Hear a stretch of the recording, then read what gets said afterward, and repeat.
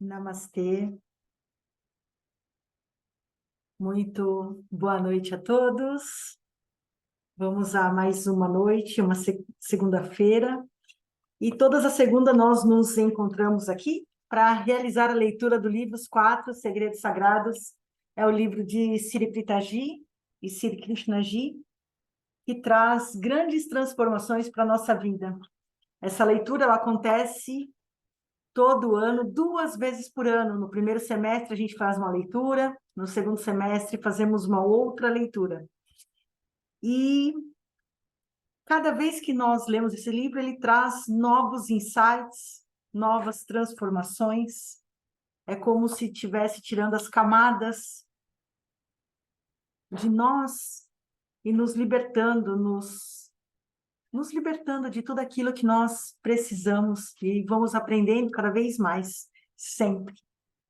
Eu sou a Simone Chiavoloni, eu sou Diksha Giver e sempre estou trazendo para vocês leituras sobre o livro Os Quatro Segredos Sagrados, outros livros também sobre autoconhecimento e espiritualidade. E espero sempre poder contar com todos vocês para a gente continuar com esse trabalho tão lindo. E antes de nós iniciarmos a nossa leitura, nós fazemos conexão com as pessoas que estão presentes aqui. Te vejo, Elisandra. Te vejo, Elisa. Te vejo, Eliane. A Eliana também está por aqui. Eu estou aqui. E vamos também nos conectar com o nosso divino que habita em nosso ser. Vamos fechar nossos olhos, respirar profundamente.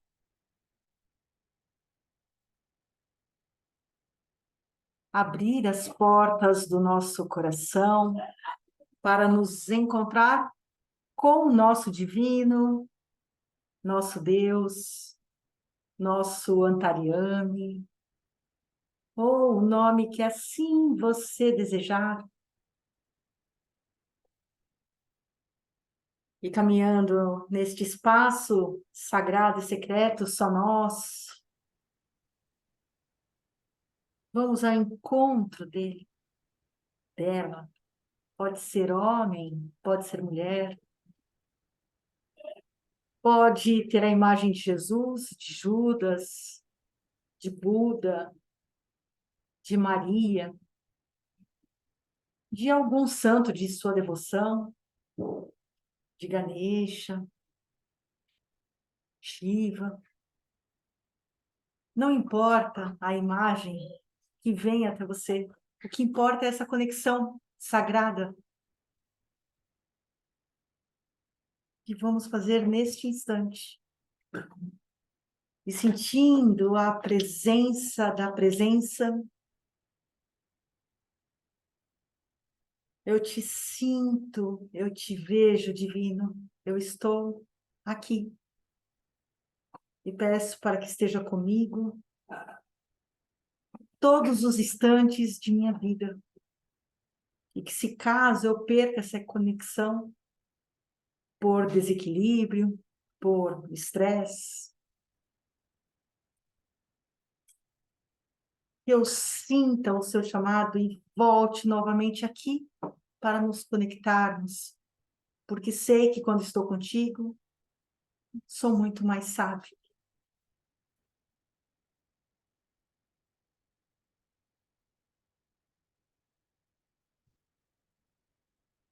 Vamos inspirar profundamente. Então, abrir os nossos olhos.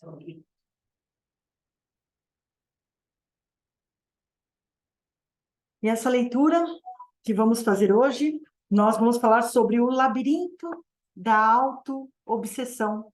Nós estamos no capítulo que estamos falando sobre seja um parceiro centrado no coração, que é o terceiro segredo sagrado. Hoje vamos terminar o terceiro segredo sagrado e iniciar o quarto segredo sagrado, porque a semana que vem é a nossa última leitura e vamos estar terminando essa leitura desse livro. A lição que vamos ter durante este final, essa semana e a próxima semana, será realmente incrível. O labirinto da autoobsessão, está na página 125. Quando a autopreocupação se torna um hábito, a nossa mente tende a vagar pelo passado e pelo futuro. Podemos nos perder tanto pelos caminhos da lembrança de algo que aconteceu há meia hora, há um ano, há uma década. Também nos perdemos pelas trilhas imaginárias das futuras possibilidades dolorosas. Na antiga mitologia da ilha de Creta, contavam lendas sobre escravos sendo jogados em um labirinto impossível de escapar. Nas profundezas dele, havia um monstro gigantesco chamado Minotauro, que tinha a cabeça de touro e o corpo de homem. Os escravos acabavam sendo comidos pelo Minotauro. Quando nos habituamos a viver no passado ou no futuro, seguimos por este labirinto interminável em que somos engolidos por nossos próprios estados de ansiedade ou arrependimento. Importantíssimo a gente grifar isso para sempre trazer a nossa memória, trazer para nós essa frase, que quando estamos habituados a viver no passado ou no futuro, seguimos por esse labirinto interminável em que somos engolidos por nossos próprios estados de ansiedade ou arrependimento. Nós nos tornamos pessoas amarguradas, que não conseguem estar presentes para o outro, e nos perdemos nas lembranças de como um relacionamento deve ou não deve ser. Para superar as decepções da vida, buscamos desesperadamente estímulos ou prazer. Porém, a mente que só anseia por satisfação se torna facilmente entediada, já que está sempre buscando experiências novas e melhores. Os estados de mágoa e monotonia são autoobsessivos. Nessas duas condições, você só se preocupa consigo mesmo. O outro não existe quando estamos desconectados. Olha que importância de nós termos uma conexão com o outro. Né? Quando nós estamos desconectados, nós vivemos em um estado autoobsessivo.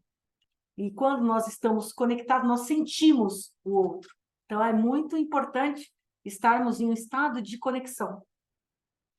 Sabemos que a leitura dessa jornada da vida pode ter trazido à tona algumas verdades desconfortáveis sobre os relacionamentos mais importantes da sua vida. Muitas pessoas que embarcam nesta caminhada se surpreendem ao descobrir que as suas relações foram construídas sobre alicerces instáveis. Outras sentem medo de terem se afastado demais do parceiro para conseguir consertar as coisas, apesar de terem tido uma conexão profunda no passado. E elas nos perguntam, se nossos relacionamentos têm uma base instável, será que podem ser salvos? Podemos encontrar uma maneira de nos conectarmos mais? E se já temos uma profunda conexão espiritual com nossos parceiros, como mantemos esta chama acesa? É possível tudo isso. À luz da visão espiritual. Como nos libertarmos desse inverno interior doloroso? Não apenas lidando com aceitar o sofrimento, não apenas administrando o tédio que sentimos em nosso relacionamento. Não basta nos distrairmos das mágoas e inseguranças. Como podemos encontrar uma conexão e despertar desses pesadelos auto-infligidos? A resposta é com o apoio de uma visão espiritual para o nosso relacionamento. Na verdade, nós temos que ter uma visão espiritual para todos os tipos de relacionamento, não só o amoroso, mas para todas as coisas que nós vivemos. A gente precisa ter essa visão espiritual para nossa prosperidade, para nosso crescimento profissional, para nosso crescimento pessoal, para os nossos relacionamentos. A gente precisa ter uma visão espiritual. Quando a gente tem essa visão espiritual, tudo consegue ir além disso. Vamos voltar para o primeiro segredo sagrado por alguns instantes. A visão espiritual pode ter um forte poder na formação de conexões. As pessoas têm visões espirituais para os seus negócios, suas carreiras, sua saúde. Lembre que nossa definição de visão espiritual é uma visão para o nosso estado interior que afeta tudo o que fazemos e criamos. Pense nisso. Você quer ser apenas um companheiro, um amigo, um líder, ou um companheiro, um amigo, um líder feliz e realizado? Essa é uma pergunta séria e de extrema importância, porque sem uma visão espiritual, você levará o estresse para tudo que faz. Até mesmo os melhores relacionamentos e sucessos não lhe trarão alegria. Mais uma vez, é preciso lembrar que só podemos viver em 2 estados: o de estresse ou o belo estado de ser.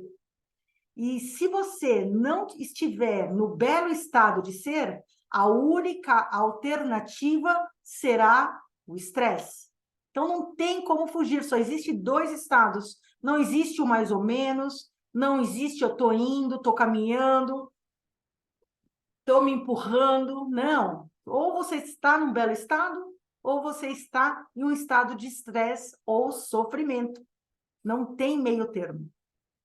A decisão mais importante que alguém pode tomar sobre um relacionamento não se trata de onde comemorar o aniversário de 1 ou de 25 anos juntos, nem a lista de convidados ou até mesmo como será a festa. A questão fundamental é em que estado vocês vão se relacionar neste dia, em todos os dias antes dele e em cada dia depois dele. É isso que é importante. E a gente faz essa escolha todos os dias da nossa vida, ao abrir os nossos olhos. Quando a gente acorda pela manhã, a primeira coisa que você tem que escolher é em que estado eu quero viver este meu dia. É um belo estado de ser ou é um estado de sofrimento? E nesse instante, quando você faz a sua escolha, a partir dali é que você vai ter a guiança do seu dia, na hora que você abre os seus olhos. Então, a gente precisa estar sempre atento a isso. É confortável viver em estados de desconexão, ou se tornou essencial para viver em um belo estado de amor, prazer, compaixão, gratidão pelo outro? Você tem uma visão do afeto que deseja sentir pela sua pessoa amada? Tem uma visão da alegria que deseja levar para a vida do outro em todos os momentos em que estão juntos? Será que você consegue tornar o adjetivo tão importante quanto o substantivo? Será que é capaz de deixar de ser apenas o companheiro de alguém e passar a ser um companheiro amoroso, um companheiro conectado, um companheiro alegre? A visão espiritual se trata de você viver em um belo estado de ser, conectando-se com as experiências interiores das pessoas que você ama. Isso que é importante. Nós precisamos estar trocando, nos conectando, trocando essa energia. E para isso a gente precisa estar em um belo estado. Se você não estiver em um belo estado, você não consegue se conectar com o outro, não consegue sentir o que o outro sente. Uma visão espiritual começa de maneira simples, quando nos perguntamos: em que estado eu quero viver? Em que estado eu quero que meu amado viva? Como posso impactar o estado interno do meu amado e torná-lo ainda mais belo? Olha que pergunta linda que a gente pode fazer todos os nossos dias. Quanto mais nos fazemos essa pergunta com coragem e honestidade, mais difícil se torna justificar a permanência nos estados de sofrimento, de mágoa, julgamento ou aversão, seja por uma hora, um dia, um ano ou uma década. Viver desconectado se torna inaceitável. Se isso parece impossível, nós prometemos a você, não é. Quando nos comprometemos a viver em um belo estado de conexão, a monotonia e a separação desaparecem e a vida parece ganhar um novo fôlego. Porém, para isso, geralmente precisamos repensar nossos conceitos de amor e conexão. Há um defeito fundamental na maneira como a sociedade moderna compreende as ligações entre as pessoas. É um engano alimentado pela cultura. Como resultado, muitos de nós anseiam por algo que nunca sentimos. O belo estado de conexão não se trata de satisfazer a expectativa do outro de maneira obsessiva, nem da virtude cultivada de colocar as necessidades do amado acima das próprias. Não se trata de planejar dar para ganhar. A conexão não é um sacrifício, nem uma estratégia. É um estado de ser. Olha, é importante a gente grifar isso, que a conexão não é um sacrifício, ela não é uma estratégia, é um estado. É um estado que nós escolhemos ter, ser. Um relacionamento baseado em conexão não significa um relacionamento livre de conflitos. Não significa que você e o seu parceiro nunca mais se sentirão chateados ou assustados, sozinhos ou irritados.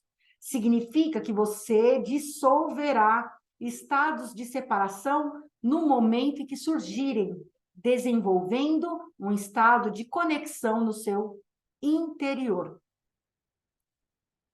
Em um belo estado de conexão, é uma alegria se relacionar.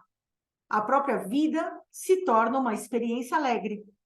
Quando convidamos esse tipo de amor a entrar em nossas vidas, não nos sentimos mais separados do outro. Somos seres diferentes, sim, mas extremamente conectados. Olha que importante isso. Somos diferentes, seres diferentes, mas somos extremamente conectados. Olha que importante isso. A tristeza do outro lhe afeta. A alegria dele te dá prazer. Vocês se incendeiam com o seu amor e a total presença. A presença é o maior presente que você pode dar a alguém que você ama. É a presença. Quando eu falo a presença da presença, ser presente, é exatamente isso. Queremos lembrar que o amor e a conexão não são encontrados apenas entre companheiros românticos. Esses belos estados de ser, podem ser sentidos com amigos, filhos, netos, clientes ou até com completos desconhecidos. Então, não se trata de ser apenas relacionamento amoroso, romântico. Não, nós nos conectamos. Nós trocamos energia o tempo todo e quando estamos em um belo estado, nós nos conectamos com as pessoas ao nosso redor. E aqueles que nós amamos, a gente consegue se conectar ainda mais, consegue sentir o que o outro sente, consegue olhar e ver e sentir o que o outro está sentindo, e ver o que ele está vendo. E muitas vezes não é com os olhos do nosso corpo, é os olhos da nossa alma. A gente enxerga isso. Sunil visitou o nosso campus para uma sessão de mentoria particular com o Krishnaji. Sou uma pessoa muito amorosa, disse ele para nós assim que chegou. Um filho muito carinhoso, meus pais até moram na casa ao lado da minha.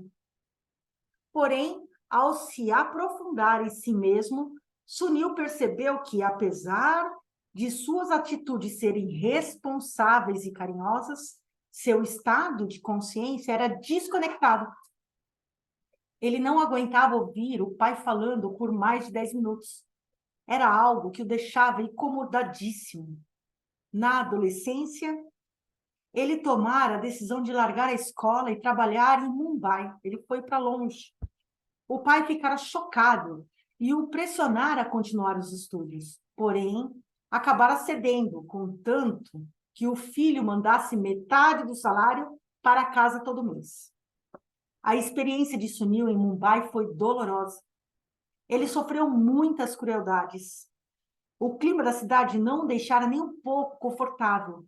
Quase imediatamente, ligara para casa, pedindo para retornar. Mas o pai insistira para que continuasse onde estava. Nos 6 meses seguintes, Sunil telefonara para casa todos os dias, implorando para voltar. Finalmente, amargurado com o fato de que o pai se recusava a lhe ajudar, ele parou de pedir, mas continuou mandando dinheiro para casa. Em seu aniversário de 21 anos, seu pai lhe deu um presente. Passei esse tempo todo investindo o dinheiro que você mandou para casa, explicou ele. Sunil pegou o cheque e o jogou na mesa. Não preciso disso, ele disse. Posso ganhar 10 vezes mais do que esse valor. Ele nunca superou a tristeza de sentir que seus pais o abandonaram em um momento de maior necessidade. E nesse estado de sofrimento, tornou-se obcecado em provar ao pai que poderia vencer na vida. A decisão de cuidar financeiramente dos pais fora dele. Aquela era a sua maneira de dizer: não sou o vilão da história. Quando Sunil se apaixonou pela mulher com quem eventualmente se casaria, também encarar o relacionamento como outra maneira de vencer. Ela foi muito paciente com o seu comportamento, até terem uma filha. Pare de zanzar por aí, avisou a esposa. Quero que fique em casa com a nossa filha e me ajude. Sunil achou que ela estava sendo controladora demais, então se recusou. Com o tempo, os dois se divorciaram e foram morar em partes diferentes do país. Desde então, ele tentava cumprir seu papel como pai, vendo a filha algumas vezes por ano, quando ela podia lhe visitar, mas aquilo não passava de um dever. A maior descoberta sobre seus relacionamentos ainda estava por vir.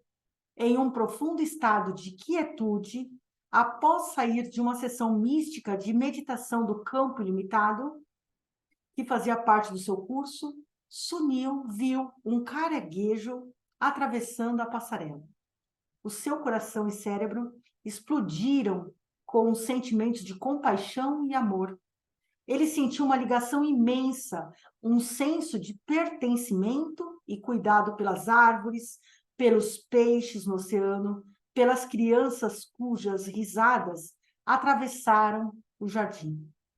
Seu coração despertara para o amor. Ah, meu Deus, pensou ele. Então essa é a sensação de amar? Isso é o que significa sentir, amar algo? Esse estado o transformou. A intensidade da experiência diminuiu após alguns dias, mas Sunil nunca mais foi o mesmo. Ele decidiu morar no meio período, na mesma cidade que a filha de 8 anos vivia com a mãe, para passar uma semana por mês com ela. O primeiro dia que passaram juntos, a menina o tratou com muita hesitação, como sempre fizeram. Porém, dessa vez, ele sabia como se conectar. O estado de amor tomou conta de tudo, enquanto ele se conectava aos desejos e pontos de vista dela, e às picuinhas com os amigos da escola. Após algumas horas, a filha não conseguia parar de falar, toda feliz. Quando ele nos contou sobre a transformação no relacionamento entre os dois, disse: meu peito está dolorido, porque sempre que vou buscá-la na escola, ela me vê de longe, sai correndo e pula em mim. Sunil também encontrou uma companheira linda, que se considera afortunada por ter achado um homem assim. No trabalho, além de compartilhar os lucros trimestrais, ele também se concentra em deixar os funcionários mais felizes. A história de Sunil é o caso clássico de uma pessoa que desperta para o amor. e que agora é capaz de amar todo mundo. Essa jornada rumo à verdade requer extrema coragem e paixão.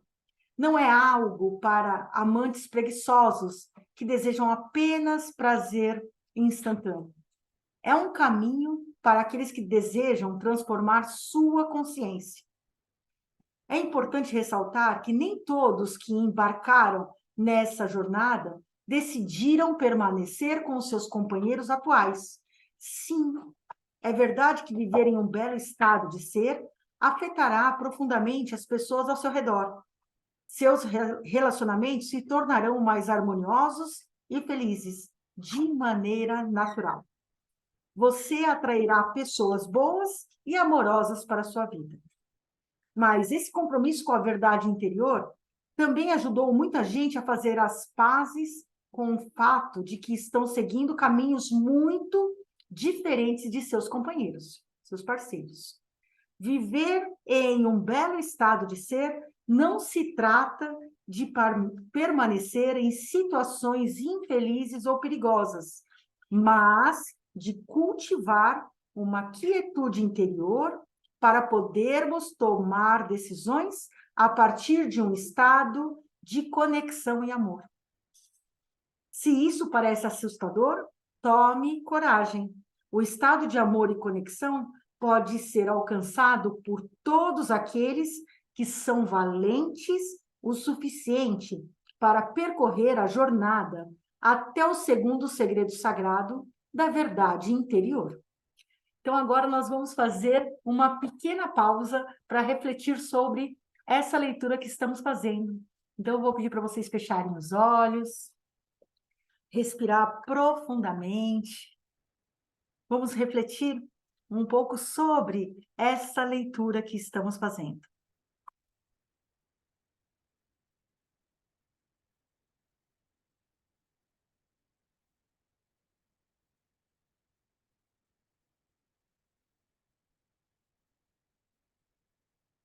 Respire profundamente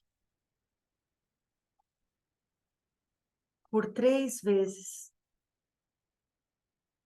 Inspire pelo nariz, sentindo o ar, passando pelas suas narinas, passando por sua garganta, enchendo seus pulmões.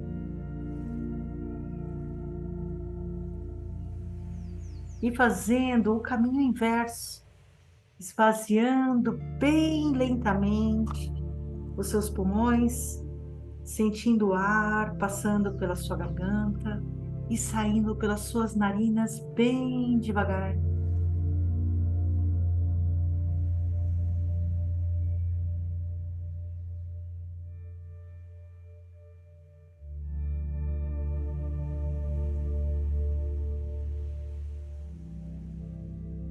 Preste atenção no seu coração.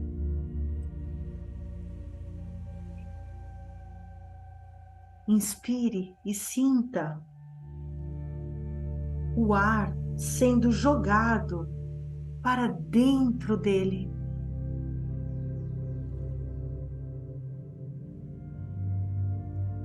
Enche o seu coração de ar. Sinta inflar e esvaziar lentamente.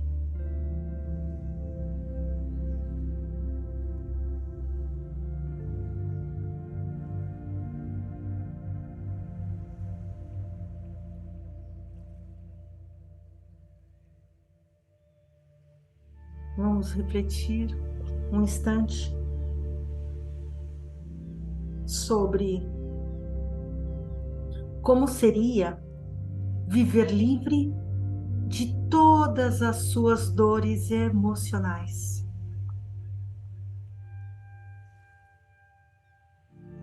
Seria se você não sentisse mais nenhum estado de sofrimento.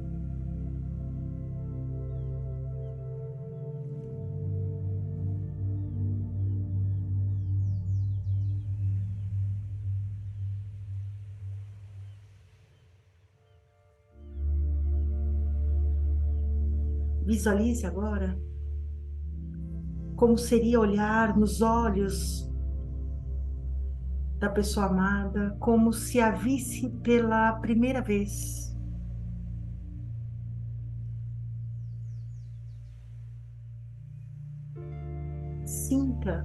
Sinta no seu coração como seria acordar todo dia com um sorriso no rosto e participar da vida das pessoas que você ama.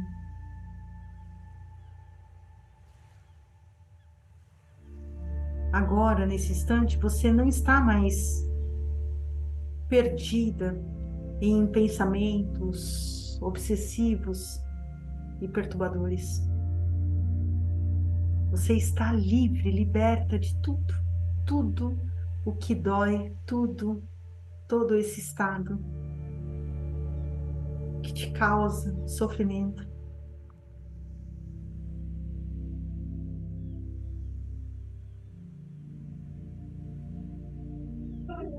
Se permita que essa paixão por viver em um belo estado de ser, ele crie raízes no seu coração.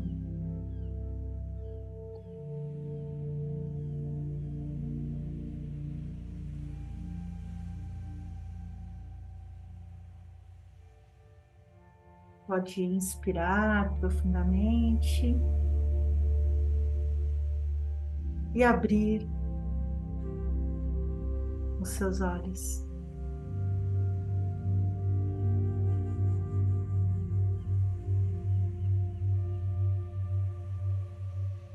Caso você teve algum insight ao refletir, anote no seu caderno, no seu diário de bordo, coloque a data.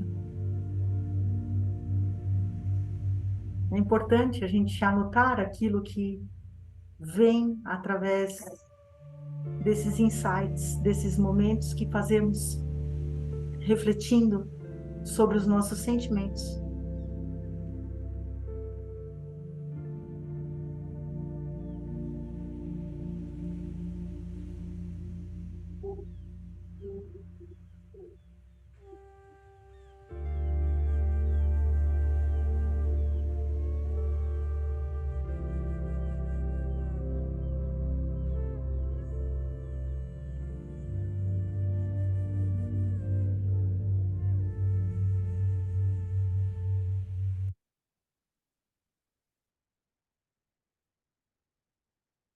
A essência do ser humano.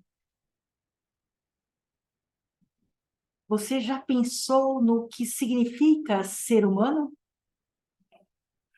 Seria nosso objetivo apenas lutar para sobreviver, alcançar alguma ambição, procriar, envelhecer e, puf, sumir? O que significa viver de verdade? Nós temos o potencial de passar por estados extraordinários de consciência, de nos sentirmos conectados com os outros, de nos sentirmos conectados com tudo, de nos admirarmos com o movimento da vida. Esse é o potencial da consciência humana, conectar-se, amar, tornar-se um.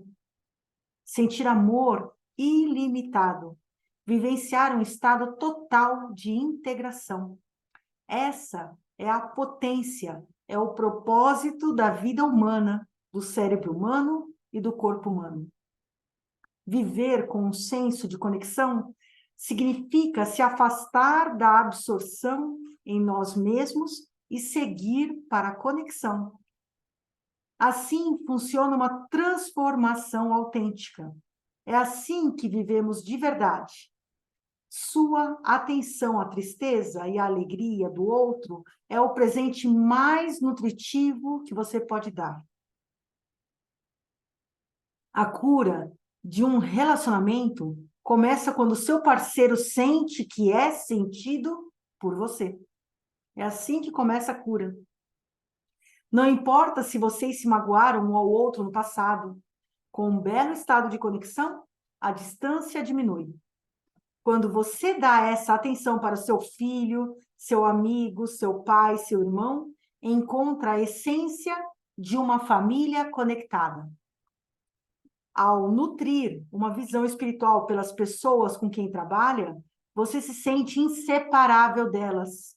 Não há exploração nem medo de ser explorado, assim como não há um desejo de dominar, nem o medo de ser dominado, ou fofocas e alienação.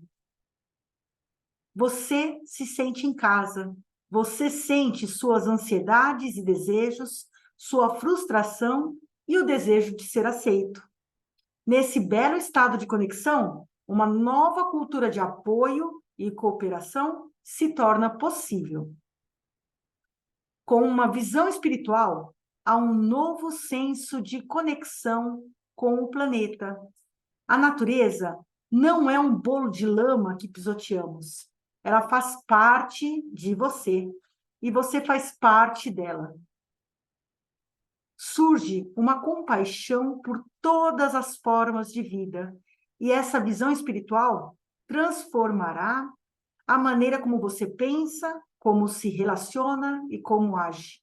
A vida se torna, de fato, bela.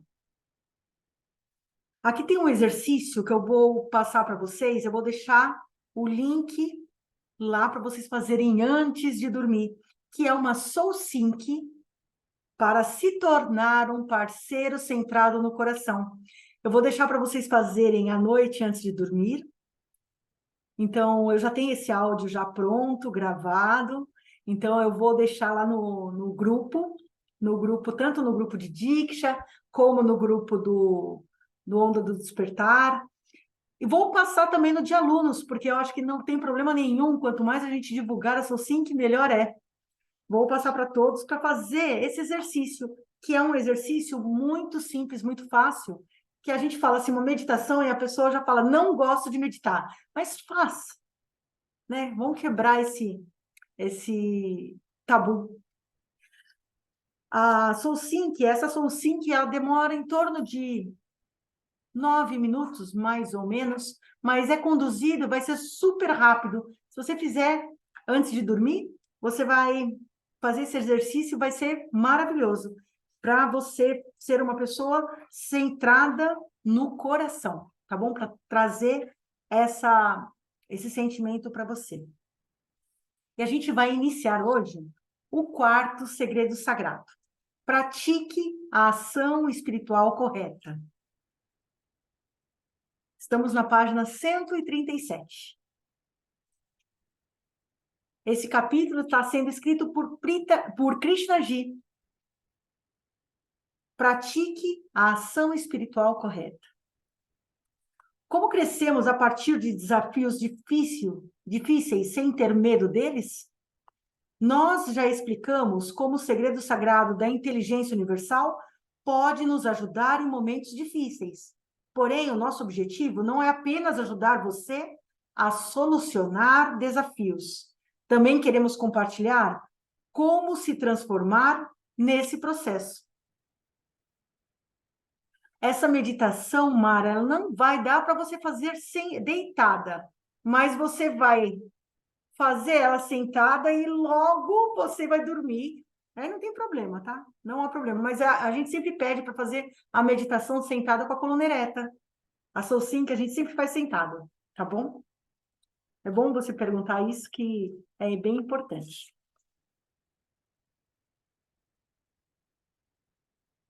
O quarto e o último segredo tem a capacidade de impactar toda a rede da vida. É o poder da ação espiritual correta. Na época da escola, aos 16 anos, eu tinha o hábito de sair de casa correndo na frente dos meus amigos, pegando os atalhos mais rápidos para chegar primeiro. Um dia, nesse trajeto, enquanto atravessava de bicicleta uma estrada por onde nunca passara, sofri um pequeno acidente. Esbarrei em uma trabalhadora imigrante de meia idade que atravessara a rua ao mesmo tempo, e nós dois caímos no chão. Na Índia, quando esse tipo de coisa acontece, é comum que uma multidão se reúna ao seu redor. Quase sempre, as pessoas ficam do lado do mais pobre. Não importa quem cometeu o erro. Nesse caso, é claro, o errado era eu, e a multidão começou a se aglomerar. Eu estava machucado e com medo. A mulher imediatamente se ergueu e mandou todo mundo ir cuidar de suas vidas. Depois, aproximou-se de mim e me ajudou a levantar. Ela também me ajudou com a bicicleta e me levou para o seu pequeno barraco improvisado do outro lado da rua. Então, limpou meus machucados e me perguntou se eu conseguiria ir para a escola. Abençoando-me com muito amor, ela disse que eu deveria me tornar um homem culto e que faria grandes e boas ações no mundo. Fiquei chocado. Para ela, o ideal de justiça não era importante no momento. Ela só queria prevenir que a multidão me machucasse. Após agradecer, enquanto seguia para a escola na bicicleta, eu fiquei me perguntando como ela tinha agido com tanto amor em relação a um estranho. Suas ações não tinham se baseado em justiça nem em um senso de moralidade ou qualquer tipo de lei. A única coisa que importara fora preservar o meu bem-estar. Esse incidente teve um profundo impacto em mim, já que foi a primeira vez que comecei a pensar sobre a natureza das ações. Qual é a ação correta a tomar em determinada situação? Essa pergunta pode se referir a casos grandes e pequenos, não pode? Como sabemos se o que estamos fazendo é certo ou errado? Existe uma fórmula? Nós não usaremos o termo fórmula para descrever o segredo sagrado da ação espiritual correta, por temermos que isso limite você a um raciocínio inflexível e rigoroso. A mulher que me salvou da multidão raivosa, com certeza, não seguiu o passo a passo de um guia. Seus atos foram espontâneos e naturais, saídos de um estado de profundo cuidado. Isso é conexão. Porém, quantas de nossas ações são assim? A verdade é que algumas das pessoas mais belas que conhecemos podem ter dificuldade em tomar atitudes. Assim como o rei de 10 cabeças, Ravana, cuja história contamos anteriormente, elas têm desejos e crenças tão conflitantes sobre o que deveria e não deveria ser, que até o menor dos atos pode ser difícil demais. Hoje em dia, em nossa academia, Pritaji e eu definimos a ação espiritual correta como uma comunicação com o universo. Nós constantemente enviamos informações para essa expansão infinita de consciência com nossos estados de consciência. Sempre que chegamos a um belo estado de ser, cuja essência é a conexão, entramos em um alinhamento magnífico com o tecido unificado da consciência. Queremos compartilhar certos princípios para tomar ações corretas que lhe ajudarão a absorver a força dessa fonte. Nós chamamos os atos baseados nesses princípios de ação espiritual correta. E se ela levar o universo a oferecer uma solução para os seus problemas, pode apostar que uma série inesperada de eventos ocorrerá para impulsionar sua vida para frente. Na prática, a ação espiritual correta ocorre quando não estamos tentando desesperadamente controlar o fluxo da vida, mas, em vez disso, respondemos aos acontecimentos conforme surgem a partir de um poderoso estado de consciência. Vamos explorar 3 princípios fundamentais das ações espirituais corretas. Eles podem nos ajudar a tomar decisões importantes ou bobas. Lembre-se de não encarar esses princípios como leis rígidas, mas como inspiração. Quanto mais tempo você passar cultivando um belo estado, mais natural se tornará o quarto segredo sagrado da ação espiritual correta. O primeiro princípio é: a ação espiritual correta ocorre depois de dissolvermos nosso conflito interior, não enquanto ainda estamos imersos nele. Olha que importante a gente saber isso. Que a gente não pode, a gente tem que dissolver primeiro, sair do estado de sofrimento para depois termos qualquer ação. É isso que está dizendo nesse primeiro princípio. É comum que tomemos decisões sobre começar ou terminar um relacionamento enquanto nos sentimos irritados ou solitários. Nós abandonamos empregos por estarmos cheios de insegurança ou frustração. Resolvemos comprar ou vender algo enquanto sentimos medo de uma recessão. Como ações sensatas podem surgir em um estado insensato? Não há como. Todos os estados de sofrimento sabotam a inteligência. Eles distorcem nossa percepção da realidade. Você já notou que a raiva ou a frustração pode causar uma pressa exagerada, enquanto o ressentimento, a preocupação e a solidão podem nos paralisar ou nos fazer correr em direções das quais acabaremos nos arrependendo? Algumas pessoas passam horas, semanas, meses ou até anos vivendo um estado interior de confusão. É como se estivéssemos dançando com uma batata quente em nossas mãos. Nós tomamos decisões por desespero, não por um senso de abundância, fazendo malabarismos com o problema até não conseguirmos mais lidar com ele.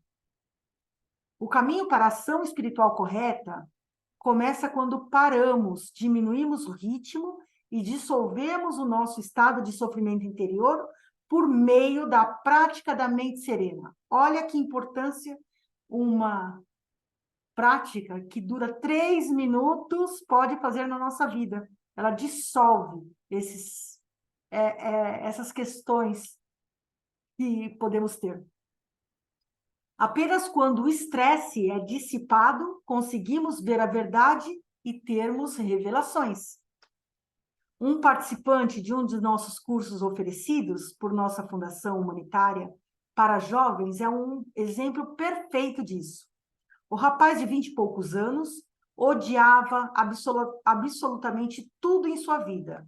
O mais novo acréscimo às suas listas de reclamações um emprego novo em uma empresa de telemarketing que vendia picles. Ele detestava tudo naquele trabalho, dos fones de ouvido, a maneira como as pessoas reagiam ao ouvir que aquela ligação tinha o propósito de vender alguma coisa. Detestava o salário irrisório, mas não podia pedir demissão, pois precisava ajudar a família com dinheiro. Não queria ouvir os sermões e as acusações do pai idoso. O rapaz estava frustrado por viver em uma existência anônima em uma cidade onde sua presença não fazia nenhuma diferença para ninguém. Voltar para casa não era uma opção, já que ele odiava o pai. O homem era um ceramista comum que ganhava vida fabricando potes para água potável para o vilarejo. Não havia demanda local para outro tipo de trabalho, então o pai nunca tentara se aprimorar. A mãe era uma dona de casa que cozinhava para a família e trabalhava na fazenda de um homem rico. O rapaz odiava seu lar pobre, então sentia como se não tivesse para onde ir, nem nada significativo para fazer. Um dia, em uma de suas ligações rotineiras para vender picles, ele entrou em contato com um dos voluntários da nossa fundação. Os dois conversaram por muito tempo e ele foi convidado para participar de um dos nossos eventos para adolescentes em um colégio. Conforme o rapaz frequentava o curso, percebeu que estava destruindo sua vida com aquele autodesprezo. Após ser guiado por um processo profundo, ele se sentiu livre da carga da raiva que sentia do pai e de si mesmo. No feriado seguinte, quando foi visitar o vilarejo, o rapaz sentou-se em silêncio na cozinha, observando a mãe cozinhar. Pela primeira vez na vida, sentia-se extremamente conectado com ela. Ele a ajudou a preparar o jantar da família e percebeu que, enquanto fazia tarefas simples em casa, sentia-se mais feliz do que em muitos anos. Nos 2 dias seguintes, ele ajudou a mãe com todas as refeições, saboreando a comida que cozinhavam juntos. Suas papilas gustativas ganhavam vida com o aroma e o sabor dos alimentos. Seu coração despertou para uma nova paixão. Com uma clareza e uma coragem imensa, o rapaz pediu demissão do emprego na empresa de telemarketing. Voltou para o vilarejo e aprendeu a cozinhar as variedades de comidas nativas e seus inúmeros ingredientes secretos com a mãe e outras mulheres locais. Hoje, ele está empregado em um dos nossos campi como principal chefe. A Elo falou que ela conheceu essa pessoa lá na Índia, dessa história. Ela conheceu, ela ficou no campus que ele estava. E faz de tudo para suprir as necessidades culinárias de nossos alunos e fazê-los se sentirem em casa. Ele é um chefe em um belo estado de ser. E seu estado acaba se traduzindo no gosto incrível de tudo que cozinha. Oportunidades surpreendentes e prosperidade surgirão se você refletir sobre suas decisões de vida após dissolver seus estados de sofrimento, não antes. Eu vou deixar o segundo princípio, senão vai ficar muito tarde hoje, hein? Deixa eu ver se eu consigo. Não, vou fazer o segundo e o terceiro princípio, sim. Dá, sim. Vou falar os 3 princípios. Pode continuar até o terceiro princípio? Falta só um pouquinho. Vamos conversar sobre o segundo princípio da ação espiritual correta agora. O segundo princípio é a ação espiritual correta é executada a partir de um belo estado de ser. Então, o primeiro, a gente tem que dissolver os nossos estados de sofrimento. O segundo é ser executada a partir deste estado de conexão. Em um belo estado, você naturalmente pensa no seu bem-estar, assim como no bem-estar dos outros. Quando estamos em um belo estado de ser, nós nos conectamos à experiência de todas as partes importantes. A ação espiritual correta não se trata de sacrificar o nosso bem-estar pelo outro. Com frequência, nós nos tornamos amargurados e nos arrependemos dos sacrifícios que fazemos. Às vezes, também esperamos gratidão daqueles por quem nos sacrificamos. E quando sentimos que não fomos respeitados o suficiente, entramos nos estados de sofrimento de desconexão, o que acaba levando a um outro conjunto de problemas. A ação espiritual correta também não significa ignorar o bem-estar das pessoas ao seu redor. Ela surge de um belo estado de conexão, no qual é impossível ignorar o bem-estar do outro. Em situações complicadas, nas quais os sentimentos de mais de uma pessoa estão em jogo, você acaba agindo da maneira que acredita que causará menos danos. E, finalmente, vamos para o terceiro princípio. A ação espiritual correta não é motivada por ideais. Todos nós temos ideias e ideais importantes que moldam as nossas vidas. Mas o que acontece quando permitimos que eles se tornem tão enraizados em nossa identidade que influenciam todas as nossas ações e nos fazem ignorar as circunstâncias específicas de uma situação? Com uma ação correta, pode ocorrer quando tentamos apenas imitar o que já foi feito no passado, sem usar nossa sabedoria de hoje. Com a ação correta, pode ocorrer sem estarmos presentes na situação atual? Como um ideal pode iluminar nosso caminho em todos os momentos? Quando queremos nos inspirar, lemos biografia de outras pessoas na esperança de encontrar soluções para os nossos desafios. Infelizmente, ao longo deste caminho, a obsessão costuma tomar o controle. Apaixonados por um exemplo a ser seguido, acabamos nos perdendo de nós mesmos e nos obcecando com a ideia de virarmos nosso modelo. Sonhos de ser tão famoso, tão romântico, tão habilidoso se tornam o nosso novo problema. Essa pessoa passa a ser o nosso foco e uma fonte de sofrimento. Acabamos vivendo uma vida de segunda mão. Ao sermos guiados por um ideal, por qualquer ideal, até mesmo que seja bom, deixamos de nos atentar às necessidades de cada situação única. Ações guiadas por ideais são pré-determinadas e impensadas. Até mesmo reações generosas e humildes podem se tornar habituais. Seguir um ideal pode acabar se tornando mais importante do que se importar de verdade consigo mesmo ou com os outros. Olha que importante é isso. Não importa quão bom ou nobre seja seu ideal. Quando suas ações são motivadas por uma obsessão por segui-lo, você se torna insensível e sem coração. É importantíssimo a gente saber disso. Leve em consideração uma história de Confúcio, o grande filósofo e conselheiro real chinês. Eu adoro essa história. O sistema do governo do confucionismo é baseado em leis, regras de condutas e princípios bem definidos.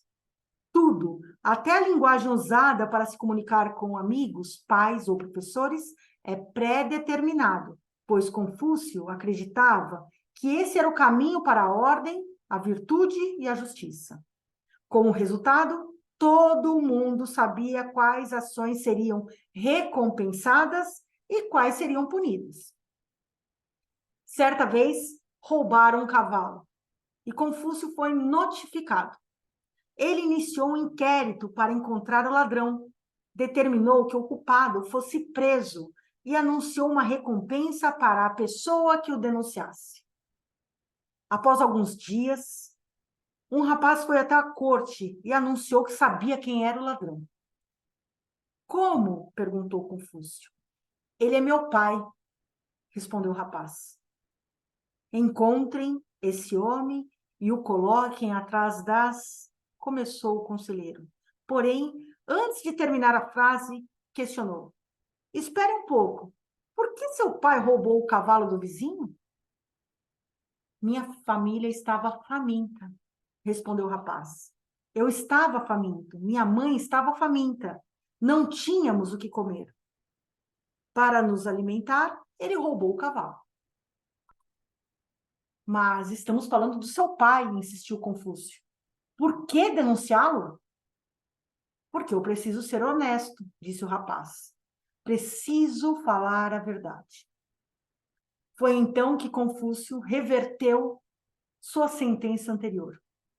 Inocentem o pai, declarou ele. Prendam o filho por 3 dias. Essa história causa muitas reações e dúvidas. Se você estiver confuso, isso é positivo. O propósito deste conto é fazer as pessoas analisarem as próprias vidas com mais atenção. A atitude do filho foi moral e eticamente correta. Ele contou a verdade e seguiu as leis. Porém, a honestidade havia se tornado um mero ideal. Um ideal se tornou mais importante do que se conectar com o homem que tentava alimentá-lo. Nada mais importava além de ser visto e reconhecido como uma pessoa honesta. A obsessão com esse ideal o tornou inflexível e insensível. Talvez Confúcio tenha considerado mais perigoso deixar alguém tão cruel em liberdade, especialmente se tratando de um rapaz tão jovem, do que um velho que roubou para alimentar a família. Esperamos que você consiga entender o poder deste último segredo sagrado. A ação espiritual correta não é uma metodologia detalhada para tomarmos decisões.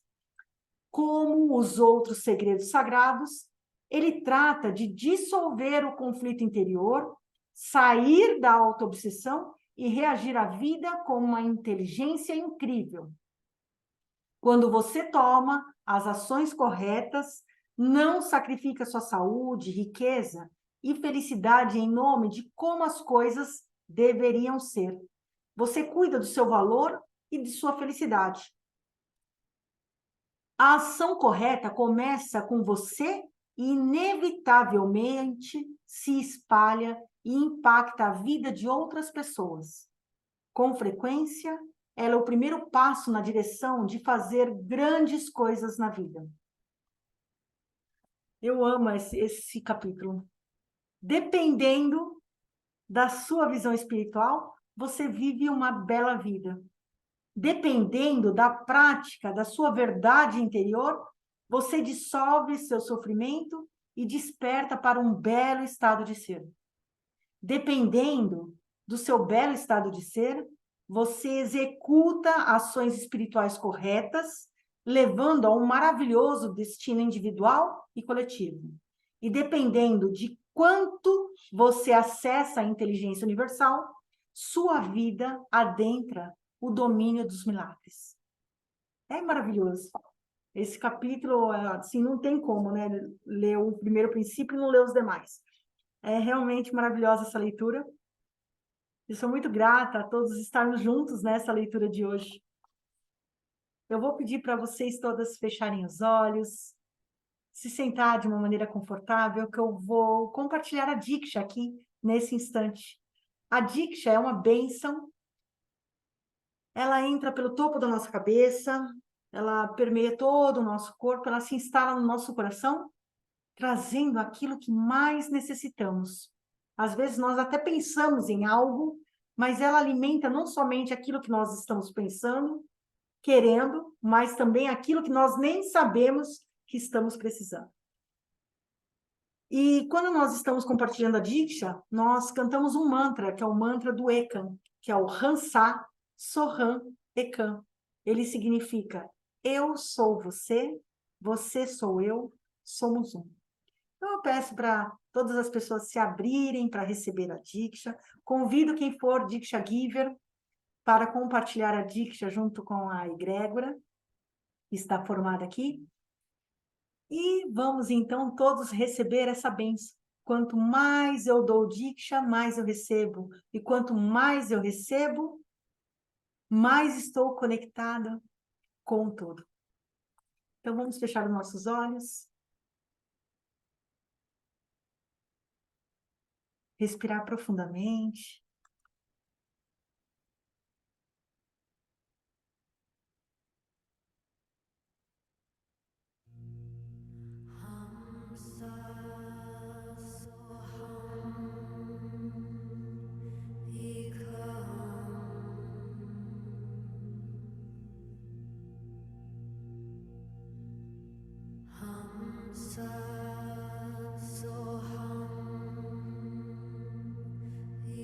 E receba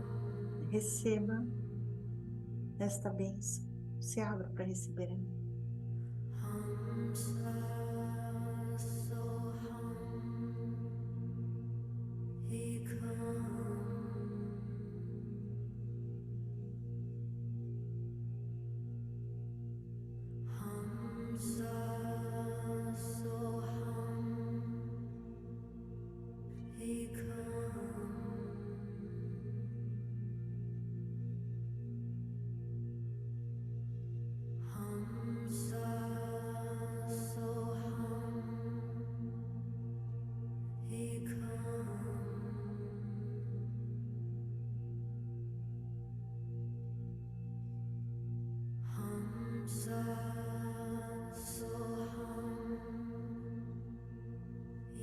Iniciando a Diksha.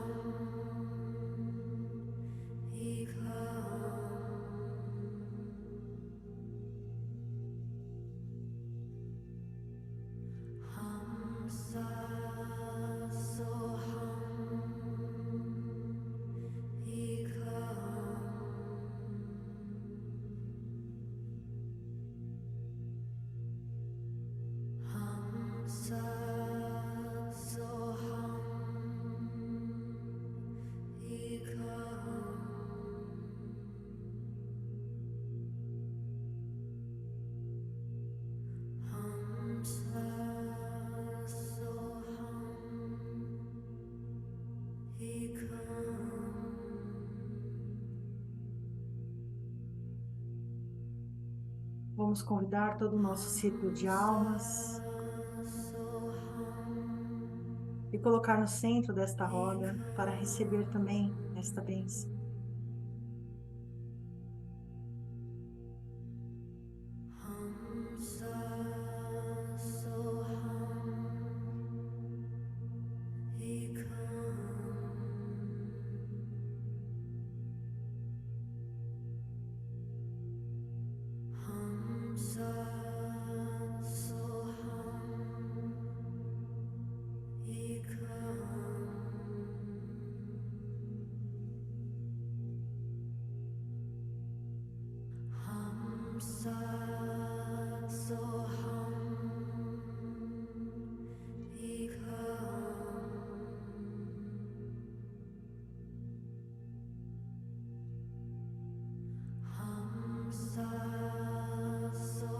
Enviando Diksha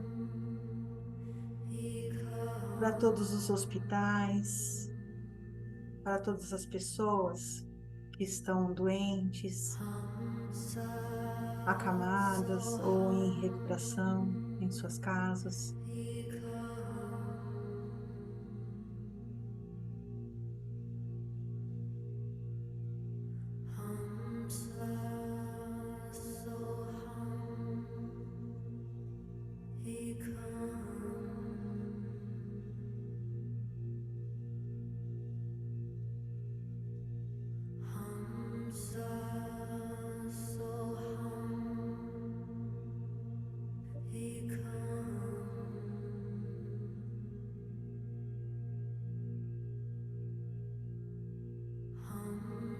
Enviando Diksha para todo o nosso planeta Terra.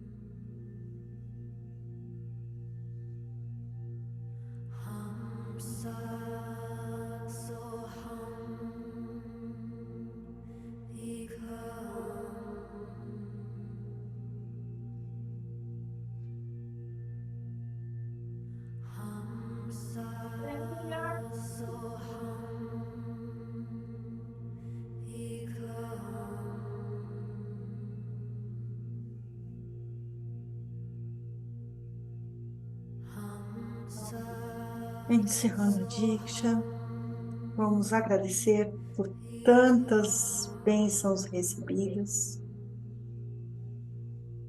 Agradecer ao Eka, todos os nossos mestres.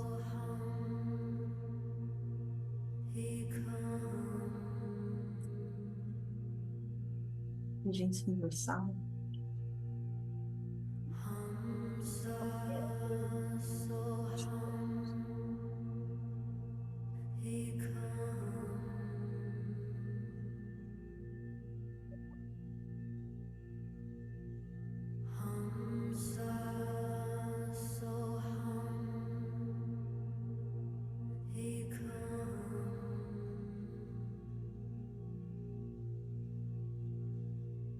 Vamos respirar profundamente.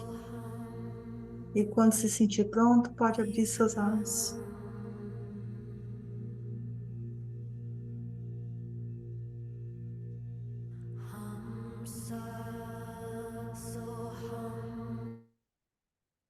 E essa foi a nossa leitura de hoje. Para quem quiser acompanhar as leituras, eu peço para pegar o link aqui, que eu vou deixar no descritivo deste vídeo. Aí você pode me seguir nas redes sociais, que sempre está no meu link, na minha bio, tem um link para poder assistir as leituras e participar aqui com todos, aqui ao vivo, tá bom? Então, gratidão a todos